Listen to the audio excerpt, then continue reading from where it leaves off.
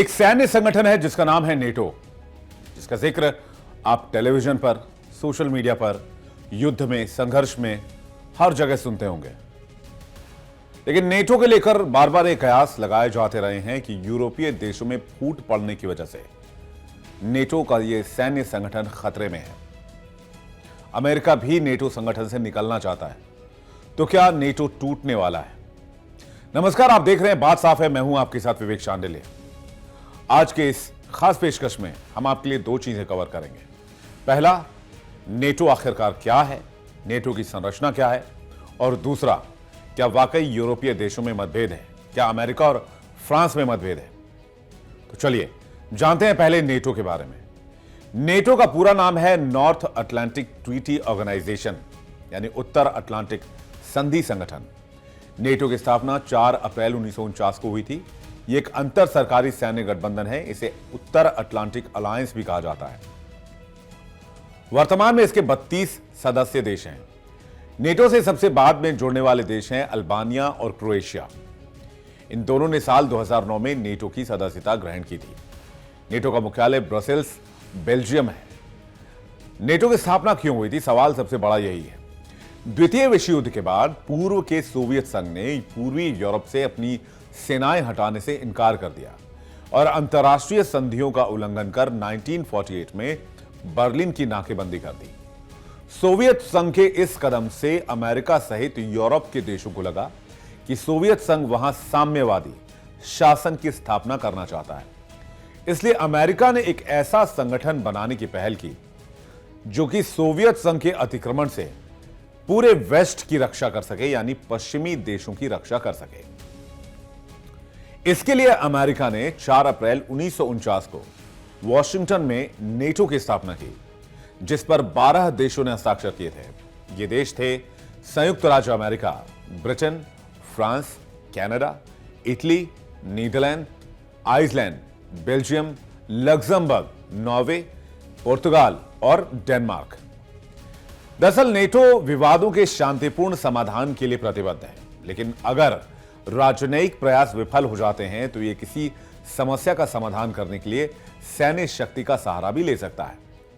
आपको याद होगा कि नेटो देशों की संयुक्त सेना ने अफगानिस्तान में तालिबान के खिलाफ एक बहुत लंबा ऑपरेशन चलाया, एक बहुत लंबी जंग लड़ी, और कुछ ऑपरेशंस तो आज भी जारी हैं। इसके अलावा अभी नेटो की संयुक्त सेना कोसोवो, अफ्रीका और भूमध्य सागर के क्षेत्र में भी सक्रिय है। लेकिन नेटो अपने अनुच्छेद 5 की वजह से सबसे ज्यादा जाना जाता है या चर्चा में रहता है। नेटो का मूल इसकी स्थापना संधि का अनुच्छेद 5 है, जिसमें यह कहा गया है आर्टिकल 5 में, नेटो चार्टर के आर्टिकल 5 के मुताबिक, कि नेटो के सदस्य देशों में किसी एक सदस्य पर हमला सभी सदस्य देशों पर हमला माना जाएगा। इसे ऐसे समझिए कि आज की तारीख में किसी नेटो मुल्क पर अगर अटैक होता है, मान लीजिए फ्रांस पर होता है, जर्मनी पर होता है, पोलैंड पर होता है, तो सारे 32 देशों पर यह हमला माना जाएगा। इसका प्रयोग अब तक सिर्फ एक बार किया गया है, 2001 में 11 सितंबर के हमलों के एक दिन बाद। संयुक्त राज्य अमेरिका के प्रति सहयोगी देशों के समर्थन को प्रदर्शित करने के लिए नेटो ने अपने इतिहास में कई मिशन चलाए हैं, जिनमें 11 सितंबर 2001 के हमलों के बाद अफगानिस्तान में किया गया मिशन भी शामिल है। सितंबर 2021 में उस समय तैनात 10,000 कर्मियों की वापसी के साथ ही यह मिशन नेटो का खत्म हो गया। लेकिन हाल ही में कुछ ऐसे समीकरण बने हैं जिससे नेटो के टूटने का खतरा बनता दिख रहा है। डोनाल्ड ट्रंप के प्रेसिडेंट बनते ही अमेरिका वाले नेटो में बवाल मचा हुआ है। अमेरिका ने नेटो की कमांडरशिप से हटने का ऐलान किया, जबकि फ्रांस और ब्रिटेन मिलकर यूरोप में न्यूक्लियर शील्ड बनाने की तैयारी में जुटे हैं। इस मुद्दे पर यूरोपियन कंट्रीज में भी फूट पड़ चुकी है, जिसके बाद फ्रांस के प्रेसिडेंट इमैनुअल मैक्रों ने फ्रेंच आर्मी को तैयार करना शुरू कर दिया है। फ्रांस के हर घर तक फ्रांस के राष्ट्रपति इमैनुअल मैक्रों कुछ पर्चे बंटवा रहे हैं। इन पर्चों में युद्ध की स्थिति में लोगों को क्या करना है, कैसे रहना है, कहां रहना है, कैसे खाने पीने की व्यवस्था करनी है, ऐसी तमाम जानकारी दी गई है। ऐसे में सवाल यह है कि आखिर मैक्रों डर रहे हैं क्या? क्या युद्ध की तलवार यूरोप की तरफ घूम चुकी है? क्या रूस अमेरिका के करीब आने से फ्रांस को खतरा है? और अगर हां, तो क्या फ्रांस की सेना रूस या अमेरिका को जवाब देने के लिए तैयार है? ट्रंप मैक्रों के बीच बहस तनाव की बस शुरुआत थी। अब तक यूरोपीय देशों पर बयान से वार करने वाले ट्रंप अब एक्शन लेना भी शुरू कर चुके थे। फिर मौका आया यूक्रेन युद्ध को खत्म करने की कोशिश की, जिसमें ट्रंप ने सीधे पुतिन को फोन घुमा दिया। रूस यूक्रेन युद्ध के बाद अमेरिका रूस के एक साथ आने का पहला मौका तब आया जब सऊदी अरब में युद्ध को खत्म करने को लेकर बैठक हुई। इस बैठक में रूस था, अमेरिका था, सऊदी अरब की धरती थी, पर यूरोप कहीं नहीं था। शुरुआत से अब तक यह लड़ाई पश्चिमी देशों और रूस की थी, लेकिन ट्रंप के आते ही पश्चिमी देश बिखर गए और हद तो तब हो गई जब नेटो के खिलाफ ट्रंप की बयानबाजी तेज हो गई।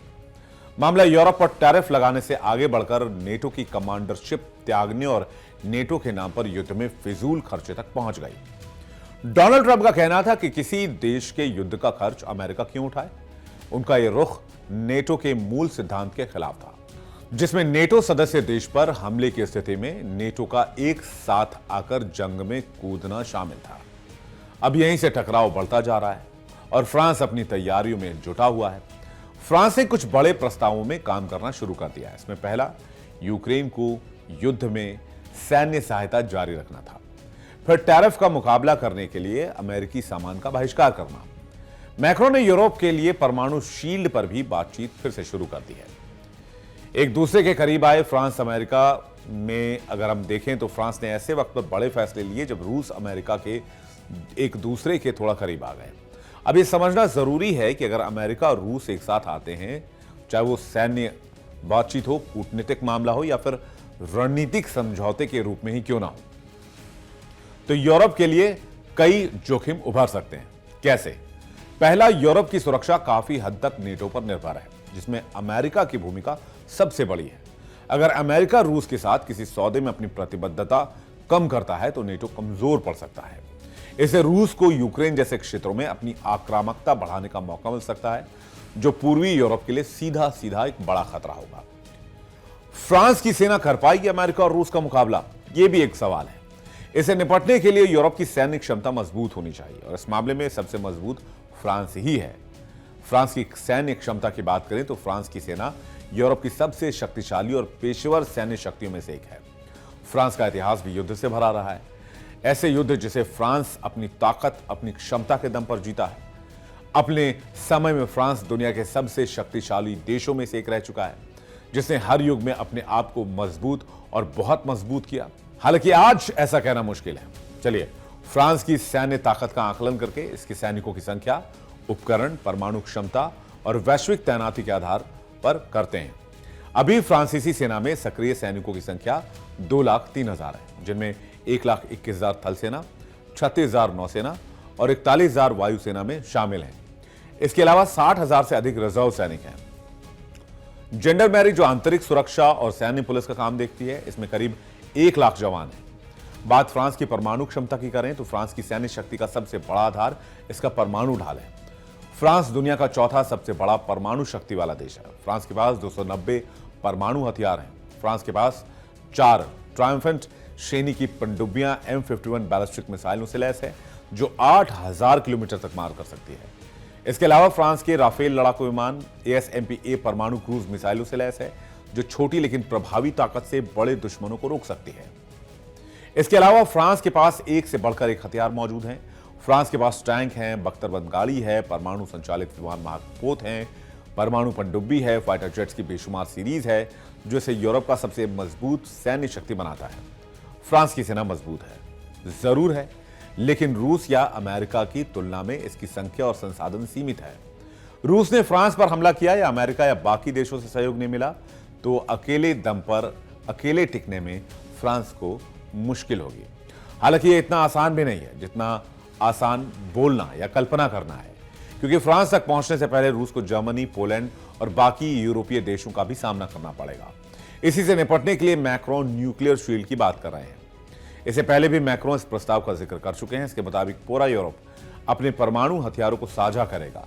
हालांकि खतरा सिर्फ जंग का नहीं है, खतरा उस एकता को भी है, उस गठजोड़ को भी है जो टूटने के कगार पर है, जो पूरी पश्चिमी जगत को जोड़ कर रखता था, यानी कि नेटो।